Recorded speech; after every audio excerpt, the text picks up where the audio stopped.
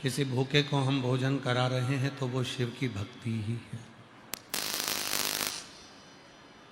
घर में अपने माता पिता की सेवा कर रहे हैं, वो शिव की भक्ति ही है।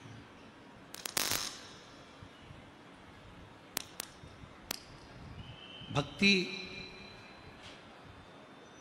केवल उसको नहीं कहा गया कि कहीं हम पर्वत पर जाकर बैठ गए, कहीं नदी के तट पर जाकर बैठ गए, सरोवर के तट पर जाकर बैठ गए और वहाँ बैठकर हमने जो नाम जप किया है, वहाँ बैठकर हमने जो मंत्र जाप किया है, वही भक्ति।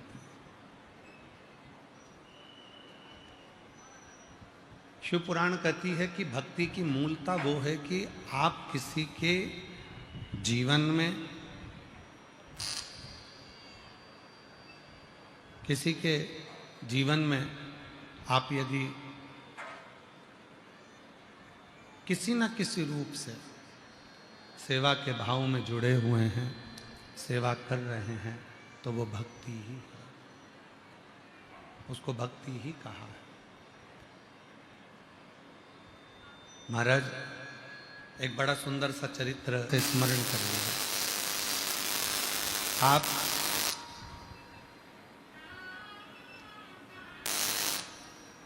पड़ोसन के कितने भी पांव पड़ लो, आप पड़ोसन की कितने भी चरण धोकर पी लो,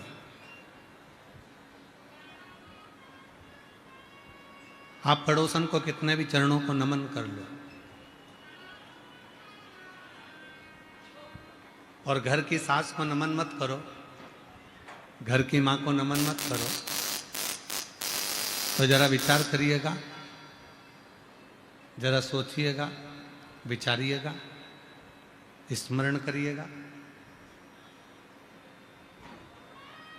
तुम्हें चाबी का गुच्छा कौन देगी?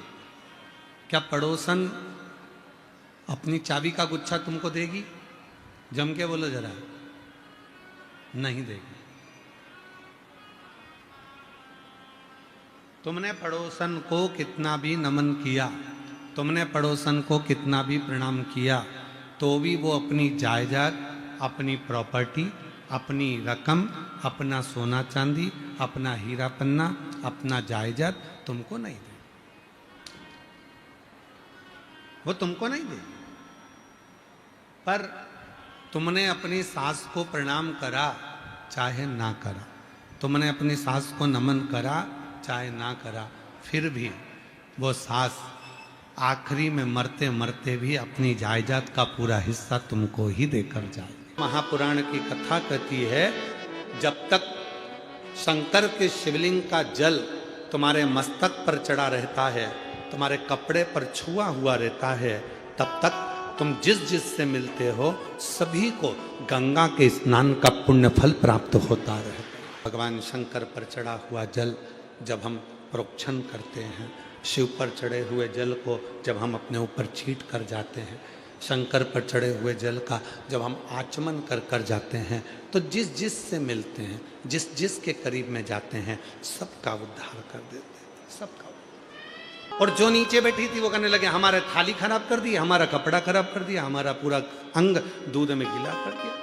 अब हमने कहा तुम स्पीकर चालू करो, और स्पीकर चालू कर कर हमने कहा जितनी मेरी जीजियाँ बैठी हैं पूजन करने के लिए, अगर कोई ने दूध चढ़ाया है और वो चढ़ा हुआ दूध अगर देव अधिदेव महादेव का अपने शरीर पर आ जाता है, तो कौमार खंड में श्रीशैलम पर जब भगवान शंकर पहुंचे थे माँ पार्वती को लेकर, और माँ वीणा वादनी माता सरस्वती ने जब भगवान शंकर को दूध चढ़ाया था, और सारे देवताओं के श्री विग्रह पर, श्रीशैलम की भूमि पर जब देवताओं के शरीर पर पड़ गया था, उसी में से इंद्र को क्रोध आया था।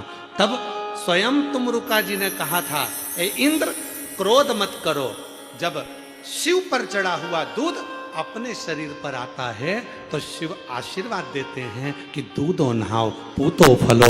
हे पार्वती, शिवलिंग पर चढ़े हुए जल को जो नीचे गिरता है जलाधारी पर जाता है, और जलाधारी से जो नीचे की ओर जाता है, जहां जिस मार्ग से अशोक सुंदरी कार्तिकेय गणेश जी के उस मार्ग से जो नीचे गिरता है, और नीचे गिरने वाली जो जगह है उस जगह पर यदि कोई शिव भक्त की हाथ की हथेली का मात्र स्पर्श हो जाता है तो वो संसार सागर में दूसरी बार जन्म नहीं लेगा।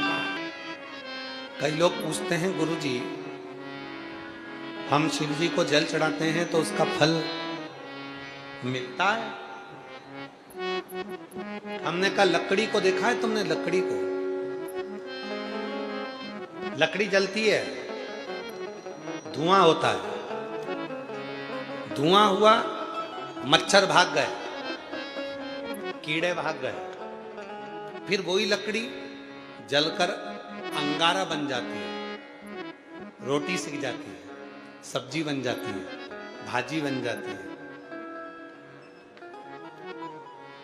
सब्जी भाजी बनकर तैयार, रोटी कड़ी बनकर तैयार। और फिर वही अंगारे जब ठंडे हो जाते हैं, राख बन जाते हैं, राख बनकर वो राख बर्तन मांजने के काम आ जाती है, बर्तन साफ हो जाते हैं, बर्तन क्लीन हो जाते हैं, वो राख बर्तन मांजने के काम आती है। ध्यान देना, लकड़ी जली, धुआं बनी, मच्छर भागे, कीड़े भागे, लकड़ी जली, अंगारा बना, भोजन बना, लकड़ी जली, राख बनी, बर्तन मांजने के काम आई। उसी तरह जैसे लकड़ी अंत तक भी काम आती ही रही, उसी तरह संसार में आने के बाद अगर कोई एक लोटा जल शिव के मंदिर में चढ़ाना प्रारंभ कर देता है तो उसके मरते दम तक वो जल एक ना एक दिन काम आता ही रहता है।